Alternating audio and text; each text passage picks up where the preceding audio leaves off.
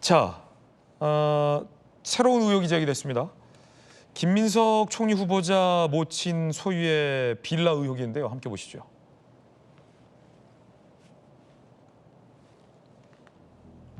모친 소유 서울 소재 빌라 2019년 3월 건설업자 이모 씨 회사 명의 2억의 전세 계약. 한 달 후 2019년 4월 김민석 총리 후보자 부인 2억 5천만 원의 전세 계약. 1년 4개월 후 김민석 총리 후보자의 장모 2억 8천만 원의 전세 계약. 자, 이게 뭐가 문제라고 의혹이 제기된 걸까? 함께 보시죠. 임대차 계약서 확인도 없었고 전세금 이동자료 확인도 안 된다. 임대차 계약 통해 후보자에게 편의를 제공했을 가능성이 있다. 그러자 김민석 총리 후보자는 해명할 기회가 있을 것이다 라는 입장을 냈습니다. 정혁준 변호사님, 어떻게 보십니까? 글쎄요, 저 살다 이런 전세 계약 처음 보는데요. 이게 보니까 김민석 후보자 어머니가 연세가 굉장히 높으신 것 같아요. 90이 넘으신 것 같은데, 그런데 빌라를 소유하고 있었는데 그 빌라가 공시지가로 한 1억 6천만 원 정도 한대요. 그러면은 사실은 그 웬만한 그 세입자 같은 경우에 공시지가로 1억 6천만 원이야. 이거 경매 들어가면은 그거보다 못 나올 수도 있겠네. 그러면 최소한 전세 가격이 1억 정도는 돼야지 들어가지. 그 이상으로 들어가면 그게 이른바 깡통 전세 아니겠습니까? 그런데 지인이 회사 명의로 2억 원의 전세를 들었대요. 그러니까 공시지가가 1억 6천만 원, 아파트도 아니고 빌라고 경매 들어가면은 낙찰가가 얼마가 될지도 모르는데 공시지가보다도 훨씬 높은 금액으로 들어갔단 말이에요.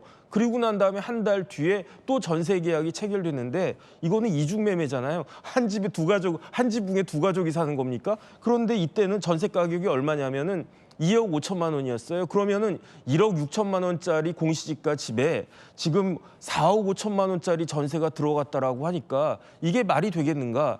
그런데 먼저 그 2억짜리 전세는 19년 3월부터 20년 3월까지 전세 기간이었으니까 나갔다고 치고 20년 8월에 또 전세가 들어오는데 이번에는 2억 8천만 원이란 말이에요. 그러면 1억 6천짜리 집에 5억 3천만 원짜리 전세가 들어가고 거기에 한 지붕에 또 두 가족이 계속 유지가 되는, 이게 물론 뭐 그 부인이 전세 계약을 하고 그다음에 또 장모가 전세 계약을 하고 뭐 이런 거니까 가족끼리다 이렇게 볼 수는 있겠지만 가족끼리라도 저런 식으로 전세 계약을 합니까? 이거는 도저히 납득이 되지가 않고요. 왜 이런 일이, 이런 계약이 체결될 수밖에 없었는지 김민석 후보자가 말씀해 주신다라고 하니까 조금 그 인사청문회 때 가르쳐 주셨으면 좋겠습니다. 제 머리로는 도저히 이해가 안 돼서 이거 뭐 외울 수도 없고 난감합니다. 정상적인 거래가 아니다라는 지적과 의혹이 제기되고 있는 겁니다. 통상적이지는 않죠.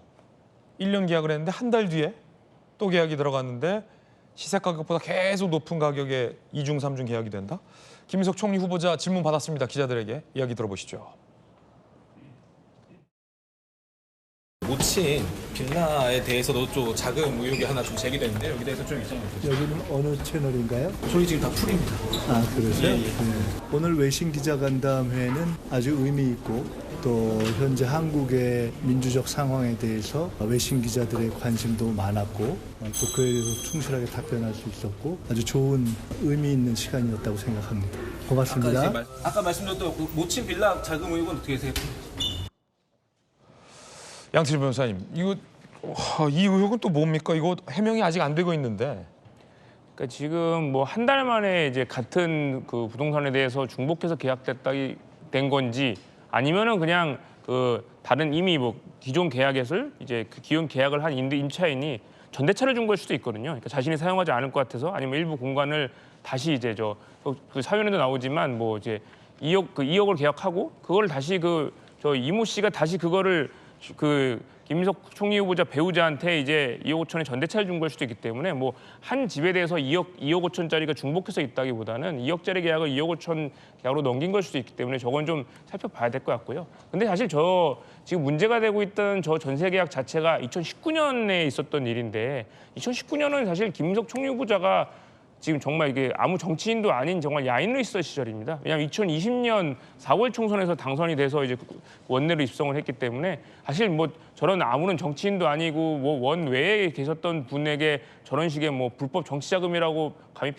표현이라든가 그런 적용되지 않기 때문에 그냥 뭐 저런 식의 거래는 민간인들끼리 뭐 자기가 그 전세를 했다가 필요 없어져서 다시 전대차로 할 수도 있고 여러 가지 가능성이 있기 때문에 저건 소명을 지켜봐야 한다고 생각을 합니다. 네. 해명은 아직 안 나왔습니다. 해명은 아직 안 나왔어요.